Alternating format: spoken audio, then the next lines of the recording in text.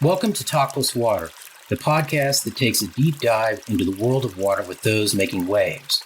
My name is Todd Votteler, and I'm your host for Talk+Water. I'm also the editor-in-chief of Texas+Water and the Texas Water Journal.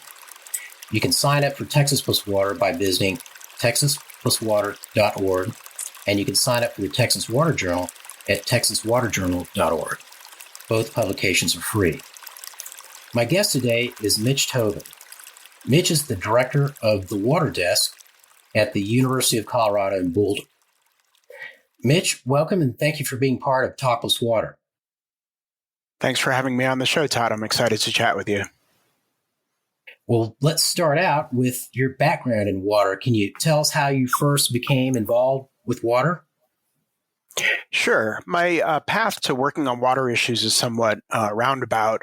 I grew up back east on Long Island, around a lot of water, and kind of took it for granted, and went to college in Connecticut and then worked in Washington, D.C. And I did, though, in my mid-20s, have a couple of formative experiences that brought me to become much more interested in water issues. One is that I went to Ecuador and taught English there as a volunteer teacher. And while I was there, got really sick. Probably the worst thing I had was amoebic dysentery, but had a number of waterborne illnesses. And I think that experience, being in a developing country where safe water is not guaranteed and is uncommon in a lot of places, really opened my eyes. From there, I went and lived in Tucson, Arizona for a year. And so I was in the Sonoran Desert in an area without very much water. And so being in that very arid, dry environment, I think made me also appreciate the quantity of water, not to mention, the quality issues that I had been dealing with in Ecuador. And in Tucson, I was a canvasser for the Arizona League of Conservation Voters. So I was working on environmental issues, and so started to get very interested in water, which is obviously a huge issue there. And I then went off to graduate school thinking I was going to become a political scientist and was interested in water and environmental policy, but then decided to become a journalist instead and left with my master's. And my first job was working at the Napa Valley Register, the daily newspaper there in the wine country. And my very first story for the paper was on a proposal to increase the monthly sewer bill that people were paying. And that landed me on the front page, and I guess I've been, writing about water ever since. I then went on to work in Tucson at a couple of newspapers there, the Tucson Citizen and Arizona Daily Star. And at the Citizen, I was covering City Hall, and that had a very strong connection to water issues because Tucson Water is a city-owned utility. And so I was writing a lot about water in connection with that. Then moved over to the Arizona Daily Star and was their water/environment reporter. And so was very frequently covering a variety of water issues as well as other things on the environment beat. And from there, as the newspaper industry started to implode, I left newspapers and became a consultant and was working with foundations. And then a lot of my consulting work involved evaluating grants for foundations related to Western water and the Colorado River. And that eventually led to my work with a number of foundations that helped launch the Water Desk, where I'm now director at the University of Colorado. So I think those formative experiences in my 20s of really understanding how important both the quantity and the quality of water are really kind of shaped my career path. So you were a journalist covering water issues, among other things, and then you went to Colorado and started the Water Desk. So tell us about the Water Desk. What is it? Sure. The Water Desk is an independent journalism initiative. We're based at something called the Center for Environmental Journalism at the University of Colorado in Boulder. And our mission is to increase the volume, the depth, and the impact of water-related journalism. And we focus on the Western United States, in particular the Colorado River Basin and the areas surrounding that. And we launched in about 18 months ago with support from a 2-year grant from the Walton Family Foundation. And we've since received some other funding from another foundation. And all of our work is basically dedicated to improving water journalism, both the quantity and the quality of it. And so we do that in a number of ways. We give out grants. That's a big part of what we do to journalists and to media outlets to support their coverage of water issues. So we re-grant about 35-40% of our budget both to individual journalists who are freelancers and to media outlets. And that includes newspapers, online outlets, radio stations, television, kind of the whole gamut of media types. We also at the university work with students and help train the next generation of water journalists. So we work with a number of classes, and we have interns, some of whom produce content for us on our website. On our website, we both republish content from a network of partners that are covering Western water issues and also produce some of our own original material. And we've tended to concentrate on things like multimedia and data visualization. So we have an open source library that anybody can use that has photos and imagery of water-related locations. We do a fair amount of aerial photography, both with drones and in small airplanes, and also make available interactive and embeddable maps on things like the drought, precipitation, the snowpack, basically trying to provide a shared resource for the field, both for journalists and others, so that they can better understand water issues. We also provide some funding to a nonprofit outlet here in Colorado called Aspen Journalism, so that they can hire freelancers to cover water issues. And then those stories are distributed through a newspaper chain here in Colorado. So we pursue a variety of different strategies, but it's all meant to try to just bulk up the amount and the impact of coverage related to Western water issues.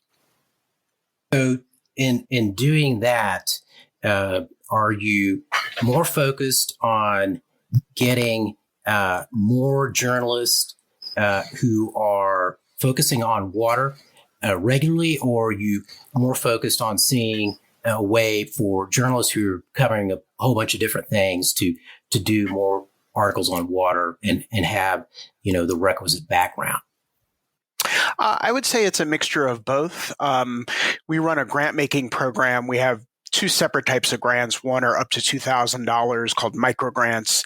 The other is up to $10,000, are more standard grants. And with our micro grants, we actually allow people to use them for things like professional development. And some people have, in fact, used it in order to learn more about water issues by attending conferences, going through trainings, things like that.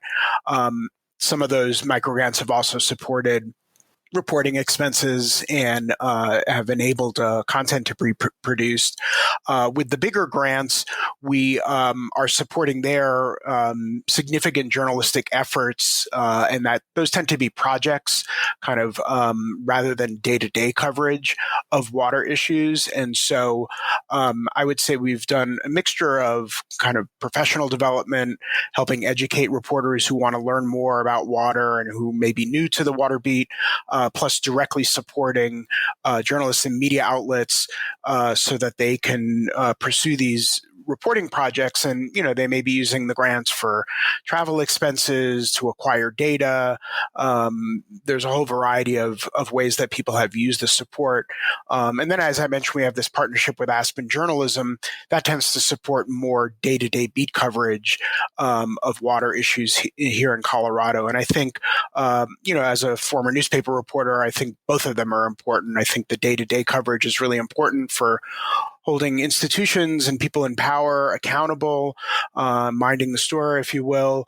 But also, I think most journalists are eager to be able to step back from the day-to-day coverage and do a more in-depth, enterprising, investigative story on water issues.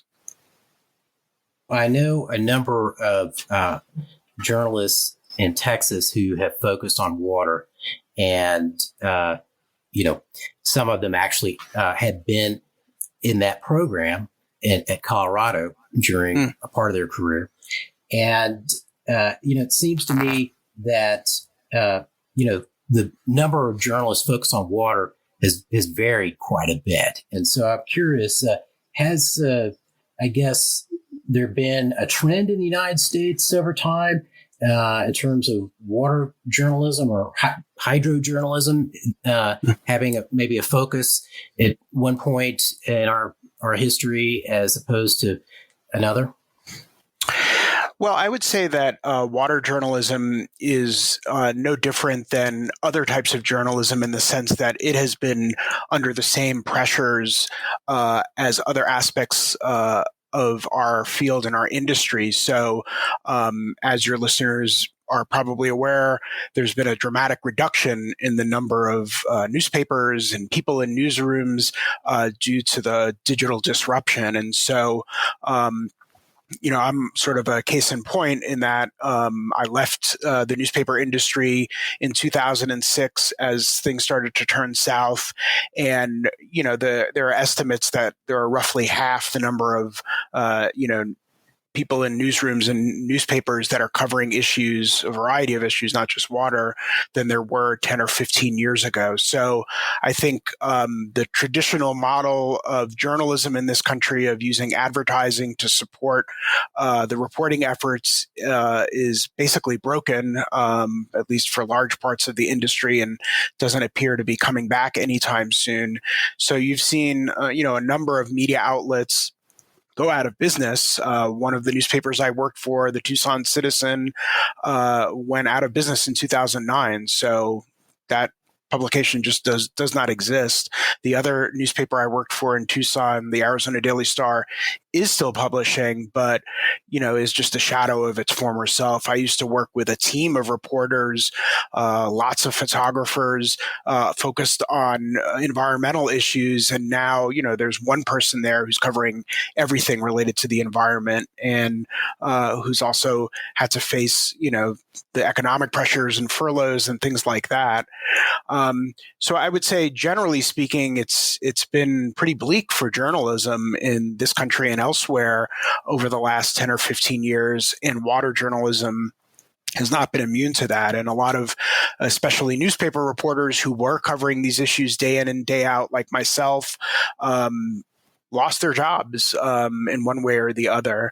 At the same time, I feel like the prominence of water issues and the importance of them has only increased. So there's sort of a paradox that at a time when water is becoming increasingly important and is increasingly in the news, especially related to things like climate change, you have fewer and fewer people dedicated to reporting on water issues, and they may be just trying to do it as part of a larger beat. They may be occasionally, covering it, but not on a sustained basis. So that issue is really, in a lot of ways, why the Water Desk was created, because there has been that gap. And I think anybody who works on water issues, regardless of what perspective you're coming from, would agree that it's important for the public and policymakers to understand what's happening as far as our water resources. That's what journalists are supposed to do, to inform the public. And it's a big problem if there aren't people who are covering these meetings, doing investigations, and trying to make sure that people understand what's at stake when it comes to their water resources. So I've noticed that in Texas, the water beat gets a lot of attention during significant droughts. And when you've got a thumping good drought, there are lots and lots of articles on water and the impacts of the drought. But it seems like when the drought's over, that literally kind of evaporates the water coverage, even though we often have a lot of water quality issues going on. They don't seem to get as much attention.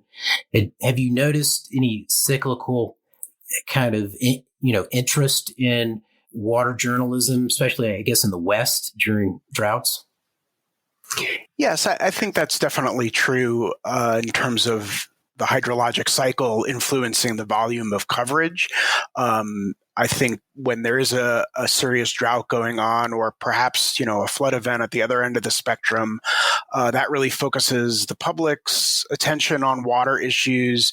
And, I think you tend to see a lot more stories about water issues when there are these problems or even a crisis when it comes to a drought. At the same time, I also think that on a political or policy level, the amount of attention that politicians and policymakers pay to water is very much also dependent on the state of the drought, or if there's some other type of water crisis, contamination event, something like that. So I think there is definitely an ebb and flow of water coverage based on whether it's been, abnormally dry or not. And, I think why we've seen an increased amount of attention and concern about something like the Colorado River is that we've been in this period over the past 20 years when we've had a lot of really dry years and have been in this long-term drought that's been, so bad that a lot of people are talking about it being something more like aridification, really a permanent change in the climate of this part of the country. And so, when I started out covering these issues in the late 1990s, Lake Mead and Lake Powell were basically full. And certainly there was, concern that's sort of endemic about water issues in the West because it is an arid region, because we have this, elaborate system of moving water around. But, over the last 20 years, those reservoirs have been going down and down and down, and people take note of that. And so, I think there's a lot of competition in terms of coverage for various issues. And so when certain issues tend to flare up for water, it tends to be during droughts. They get more journalistic firepower directed towards them. And so, that's understandable. I think it'll probably always be the case. But I think it's also important that even in a non-drought period, when, the water supply may not be immediately threatened, there are still very often some deep and very difficult and important issues, whether it's long-term trends in terms of climate change affecting the water supply, or chronic issues with water pollution in disadvantaged communities. So, water is essential every day for people to drink and use, and that doesn't go away. But I definitely do agree that drought is when you tend to see the most attention by journalists and by others. So even though we have fewer journalists who are covering water issues, it seems like journalism now have so many other tools, social media tools, and those being kind of combined with the news article itself allows the geographic footprint of, water issue information to get out a lot farther than it used to. And so I'm just kind of interested in what you think about, the impact of social media on water journalism and what's likely in the future as well. I think that the rise of digital journalism and the internet, it's been both a blessing and a curse for journalists. In some ways more of a curse because we've seen this dramatic contraction in the number of journalists and media outlets that are out there because of the loss of advertising revenue, because of people's unwillingness to pay for news, not to mention problems with disinformation and things like that. So I think there have been a lot of problems caused for journalism by the shift to digital platforms and technologies. At the same time, I think it's really been a boon to the journalists who are still there reporting on these issues, because they can do things that they would have never imagined 10, 20 years ago in terms of researching things on the internet, using data visualizations to crunch numbers and make these fascinating interactions interactives. I began my journalism career sort of just when the internet seemed to be taking over, and it was a lot different job back then. And so I think, the 24-hour news cycle and the rise of social media has affected all sorts of journalism, and I don't think water journalism is immune to that. So I think there's, this hunger for a constant stream of new information. And if you're a journalist working in a small town and you do an important story, people throughout the state or the country or even the world can learn about that in a way that they couldn't when your content was only being printed on a piece of paper and tossed onto people's driveways. And so it's sort of the best of times and the worst of times, in the sense that with the shift to digital technologies, it's totally upended the journalism business model, led to a lot of people losing their jobs and a lot of outlets going out of business. But now journalists are able to do these really amazing things and really produce content that's engaging. And one of the things I do is fly a drone to take photos and videos of water-related locations. And certainly that's a new technology, something that I, didn't even think of 15 years ago. Right. So, you've mentioned a number of times disruption in the newspaper industry. Now there are a number of new water information, water news platforms. Texas+Water is one. Journalism platforms for water like Circle of Blue that have emerged in recent years. Some of these efforts, like Water Deeply, haven't made it, but others like Circle of Blue have. So, are there any lessons that you can kind of draw from the successes of those platforms and the failures of them as well? Mm-hmm. Well, it's definitely a different landscape than it used to be. Traditionally, I think you had a lot more newspapers and local media outlets that might have a reporter that's dedicated either in part or in full to covering water issues.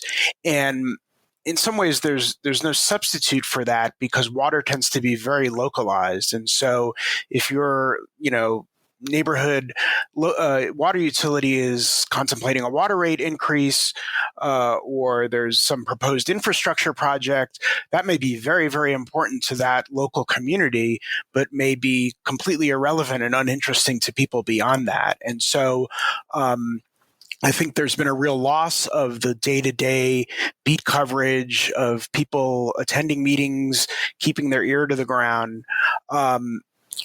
In response to all of the layoffs and the newspapers going out of business and other media outlets and their problems, you have seen a rise of nonprofit journalistic efforts throughout the country and covering a whole variety of different issues. And there have been a lot of pretty amazing success stories. We're a member of the Institute for Nonprofit News, which is sort of a trade group, if you will, for nonprofit entities who are reporting and doing journalism. And that group has been growing by leaps and bounds. Just in the environmental arena, you think of things like Inside Climate News and ProPublica, do amazing work and have won Pulitzer Prizes. And so I think we have seen in the last 10, 15 years a lot of great efforts in water journalism, environmental journalism more broadly, and in all sorts of different types of media and different areas of coverage. A lot of great nonprofit efforts rise to the occasion and produce amazing work. However, having said that, many of these nonprofit entities don't necessarily have the most secure financial situation, because they're heavily dependent on foundations, maybe a small number of them, or they have to try to get members or individual donors. And as any nonprofit, executive will tell you, that's no easy task, especially when there is so much competition, so many other pressing issues. And so I really believe that philanthropy is absolutely essential for the future of journalism. I don't think it's the only solution to the problems we've been having, but I have difficulty seeing how journalism is going to make its way going forward without increased support from philanthropy covering a whole variety of different issues. And I think we have seen that. Certainly there's been an increase in philanthropic support for journalism, including for water journalism. And, our existence, we owe that to these grants from foundations and our ability to be able to deploy those resources to the field. But I think it's very difficult when you're in that nonprofit space of trying to continually raise money to keep your operations going. And if it's not foundations, if you're focusing on members, small donors, that takes a lot of work to get those members to commit and to recommit. And so, I think philanthropy is critical, and I would love to see even more as far as foundations and individual donors investing in media. And I think it used to be, I think, journalists were maybe a little more suspicious or had questions about it because journalists are always trying to maintain their independence, always concerned about people trying to influence their coverage. But it has become so widespread and so common, and there have been, tons of efforts to establish best practices in terms of transparency and independence that it's more the norm now, where it used to be more of a novelty. And so, I think we have seen some media outlets been able to do a lot of great work, but others haven't been able to make it. And my hope is that philanthropy and other sources can really step up and continue to support this work, because I think it's a public good. It's important for democracy, but there's essentially a market failure here. It's really hard to make business, make money in the traditional business model the way that media outlets used to by selling advertising. So I haven't mentioned climate change yet. It seems like there is more discussion about climate change with regard to water journalism. At least that's kind of my impression.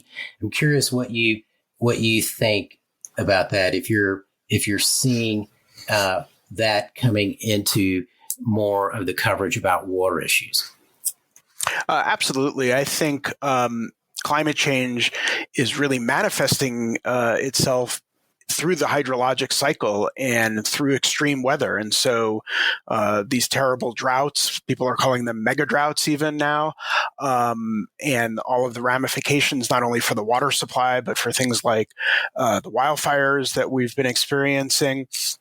I think climate change is front and center for every water issue, not only in the Western United States, but really around the world. And so, as I mentioned, affecting our water cycle and affecting all of these different aspects of our life is so overwhelming now. When I started, it was often, and so I think, over time, over the last 20 years, I think the focus on climate change has only increased. And I think the Colorado River Basin is a classic example of the threat of climate change. And there's been all of this research done showing how the flow in the river has been declining, and that the river is essentially a lot different than what we thought it was back in the 20th century and when the compact was created in 1922. And so it's a pretty stark example of the problems that have been created by this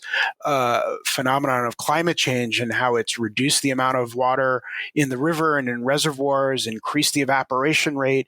It's had all of these effects. So, I think that is a preeminent issue in terms of water journalism and what we're trying to tackle. And I don't see any signs that it's not going to be for the foreseeable future. Well, speaking of the Colorado River, there's, I think, a lot of interest in water issues because, there's, a lot of people fighting over water, right? And it's really interesting when people fight over things. I think, people get, that gets their attention. And so one thing that I'm interested in is that, I think there's a sense among the public that there's much more fighting than cooperation when it comes to water issues. And as a water professional, I've really seen something different, but I'm curious, what you've experienced. Yeah, I think that's an interesting issue. And we do, I think, have to some extent a myth about Western water issues, that it's all necessarily about conflict, and that that really sort of obscures that there is a fair amount of cooperation and collaboration going on in the field. I have a couple of pet peeves. One is you often hear the term water wars, and certainly there are places throughout the world, throughout history, in which people have killed one another and started wars and done terrible things because of water resources. If you want to learn more, the Pacific Institute has a whole chronology of that. Here in the United States, we have not seen bloodbaths related to water. That is not the norm. I think a lot of people like to sort of phrase it in those terms because it makes it seem more exciting, and certainly journalists are probably as guilty as anybody. There's a saying in our business, if it bleeds, it leads. Journalists very often tend to focus on conflict. It seems to be more engaging, or at least some people think, to get people to buy newspapers and watch television news. And I do not want to deny that there is serious conflict and disagreements about how to manage our water resources. And to some extent, it can seem at least like a zero-sum game, that if I don't get that water and you get that water, and it's a scarce resource, there are a lot of demands upon it. And I don't want to deny that there are people who do fight over water, but I don't think we are at the stage where we have water wars in this country, this sort of image of a Mad Max society with people at each other's throats and killing one another. And it just bothers me that we use the term war, because, war is a serious thing with people getting blown up and raped and starved and things like that. That's not what's happening. We have a natural resource conflict here, and it's important. People's lives, to some extent, are dependent on it, in that their livelihoods, if they use water, safe and clean drinking water is critical. But I think there's been a sort of exaggeration of the level of conflict. And, if one state is suing one another, or if there's a dispute about a river, okay, that's conflict, but it's not a war. And likewise, I have to read a lot of stories and pitches that begin with the, famous quote from Mark Twain that whiskey's for drinking and water's for fighting over in the American West. And, John Fleck, who's a former journalist now at the University of New Mexico and one of the foremost authorities on the Colorado River Basin, has an entire book on why that phrase is really misleading and a myth, and that, in fact, there is a lot of common understanding among water professionals about the facts, and they may have diverging interests and they may not exactly see eye to eye, but the idea that there's this sort of free-for-all and that people are fighting to the death over water, it just is not true, and you really can't find that, at least in this country right now. So I think part of journalism's responsibility is to look for conflicts, to explain what people are arguing over, to provide the public and policymakers with the whole variety of viewpoints that people have. And so I don't think journalists should shy away from conflicts or where there are disagreements. But I think we do have a lot of cases in which various different stakeholder groups have cooperated and there hasn't been conflict or problems. And there are also success stories. If you look at things like the per capita water use of many Western cities has gone down quite a bit. And even though they're much bigger than they used to be, they're using less overall water.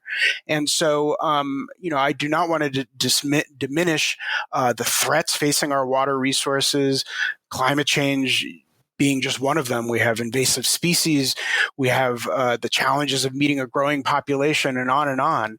But I think we're being inaccurate, basically, by only framing water issues as these bitter conflicts and fights. Aaron Wolf at Oregon State University is also a source for, looking at what is actually happened with water, whether conflicts have really been initiated by fights over water or not. He has done a lot of research on that, which essentially indicates the same thing, that it's really not happening or not happened much. And whenever someone says that quote to me about Twain, I always say, are you sure he said that? Because there's a lot of controversy about whether he said that or not. But I tell you, it's everywhere. I think that the perception that you just described is right, and it's hard to overcome that, because there really is, I think, so much cooperation going on. But it seems like, conflicts have kind of this series of phases that they go through. And, there's a lot of hyperbole in certain phases. And, I think that's part of, people engaging with each other. Maybe not constructively, frankly, but, and so that's where I think a lot of that comes from. And, it's good to know and to be aware of the fact that, that there are so many people who are working through these issues and, coming up with solutions. And, you don't hear about it because, people working together is not, I guess, as interesting a story in some ways. Yeah, and I think that's part of it is that journalists do tend to focus on conflict because they think, it can be a more engaging story if people are arguing or fighting over something. And certainly, there are cases of that. But, it's a little bit harder, I think, sometimes to tell a story about successes and cases in which people are cooperating. And, I think journalists naturally sort of gravitate towards conflict because if there's a difference of opinion, they think it's, part of their responsibility to explain to the public why there are differing viewpoints. And if it's a point of contention, it's probably an important thing to focus on. But I think, it's important to also recognize that there is a fair amount of cooperation and collaborative efforts, and we shouldn't neglect that.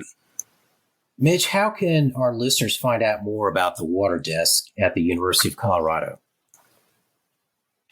Sure. Well, we have a website, and it's waterdesk.org, and we publish and republish content there. We also have resources for journalists and others who want to learn more about Western water issues.